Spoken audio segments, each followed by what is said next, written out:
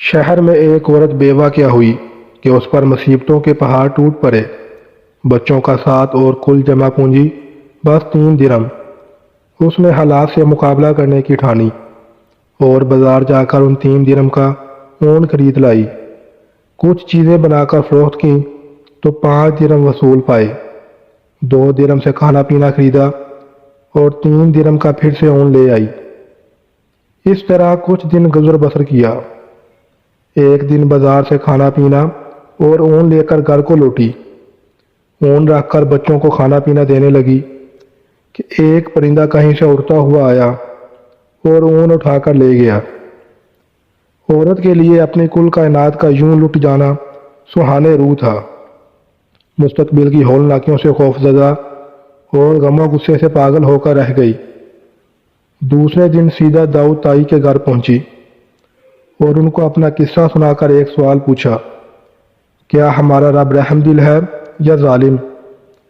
جناب داؤد تائی عورت کی درد بری کہانی سن کر پریشانی کی عالم میں ابھی اسے تسلی دے رہے تھے کہ اتنے میں دروازے پر دستک ہوئی۔ جا کر دیکھا تو 10 اجنبی اشخاص کو کھڑے پایا۔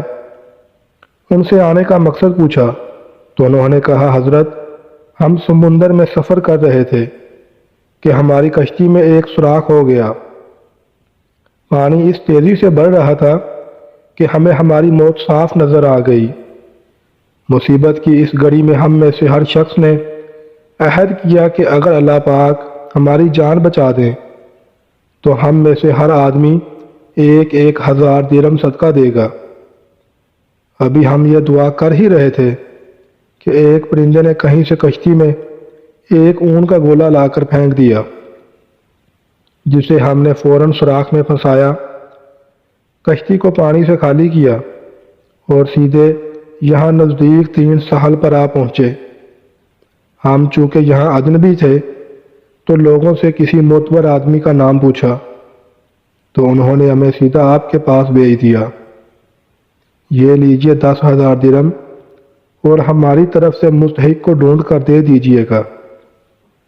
داؤد تائی رب العزت کی اس حکمت پر پریشان و حیران ہوتے ہوئے 10,000 درہم لے کر سیدھا اندر اس عورت کے پاس گئے۔ سارے پیسے اسے دیتے ہوئے کہا، اب میں تم سے ایک سوال کرنا چاہتا ہوں کہ کیا تیرا رب رحم دل ہے یا ظالم؟ بیوہ عورت داؤد تائی کے چہرے کو تکتی رہ گئی۔ اس کی آنکھوں سے اشک جاری تھے، گویا اس کا سارا وجود رب کے شکر میں ڈوبا جا رہا ہو۔ اللہ کی تدبیریں ہماری سوچ سے کہیں بہتر ہیں۔